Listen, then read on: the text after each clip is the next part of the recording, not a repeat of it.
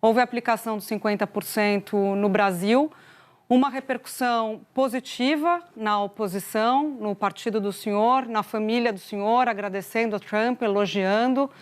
Uma medida que tem um impacto ruim para o Brasil, evidentemente, o senhor conversa com as pessoas dos setores produtivos, pode ter impacto em emprego, pode ter impacto em crescimento, pode ter impacto em renda. E aí a defesa da anistia, como se fosse a anistia mais importante que o Brasil. É isso que vocês estão passando, essa ideia de que o interesse pela anistia do ex-presidente Bolsonaro vale mais do que o que pode acontecer com o Brasil, os efeitos ruins para o Brasil. E aí também derruba esse discurso de defesa nacionalista que o PL, o senhor, o partido do senhor tem, né? Bom, Júlia, boa tarde, Júlia, Camarote, Otávio, todos que nos assistem. O grande problema está aí, Júlia, quando faz-se o diagnóstico errado e tenta-se dar o remédio errado. A gente tem que fazer o diagnóstico certo. As coisas não começaram a desandar no Brasil agora, não foi ontem, não foi ano passado. Há muito tempo já, esse ativismo judicial que acontece aqui no Brasil, em especial por parte do ministro Alexandre de Moraes, ele vem bagunçando literalmente toda a nossa democracia. Desde o primeiro, ou melhor, na campanha de 2018 ainda, já criava-se essa aura de que o presidente Bolsonaro se elegeria, que tinha um risco de haver um golpe militar. Passaram os 4 anos, nada aconteceu. Começou o governo do presidente Bolsonaro e as interferências começaram já muito cedo. Eu lembro que quando já estava um pouquinho tensionada essa relação, e eu posso falar como testemunho ocular, Júlia, porque eu tentei e continuo tentando até hoje ser uma ponte para construir o diálogo junto ao Supremo Tribunal Federal.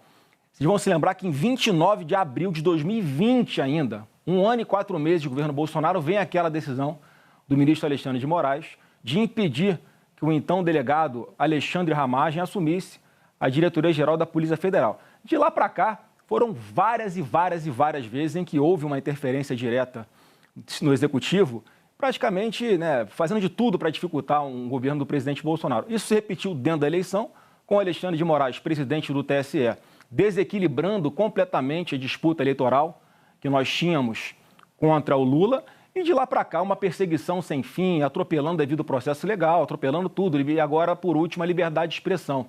Então, eu acho que a gente tem que entender o contexto de tudo isso, porque a sanção que o Trump impõe, Júlia, ela não é meramente econômica, todos nós sabemos disso.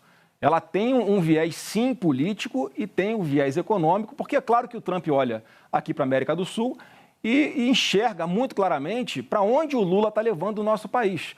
Então, tem esse cenário todo, e aí sim é que tem o remédio. E eu digo o seguinte, Júlia, que a gente tem que tratar isso tudo com muita seriedade, com muito equilíbrio e com muita responsabilidade, porque senão o Brasil vai sofrer muito, e não é o que eu torço, não falo isso aqui com nenhuma alegria. Eu também fiquei surpreso com uma taxa de 50% sobre os produtos brasileiros exportados para os Estados Unidos. O Eduardo Bolsonaro estava lá trabalhando, e o que a gente tinha notícia aqui é que havia uma costura para alguma sanção ao Alexandre de Moraes. Mas é mais uma prova de que o Eduardo Bolsonaro não consegue manipular o Trump, não tem nenhum controle sobre o presidente da maior democracia do mundo. Ele faz análise de cenário e ele é que toma a medida que ele acha que vai ser suficiente para atingir os objetivos dele. E para concluir essa minha primeira participação, eu fico muito mais preocupado ainda quando eu estou vendo a reação do Luiz Inácio hoje, fazendo chacota, desdenhando, fazendo pouco caso. Parece um pombo que estufa o peito para dizer que fala mais alto, quando, na verdade, infelizmente, o Brasil não tem condições de negociar de igual para igual com os Estados Unidos.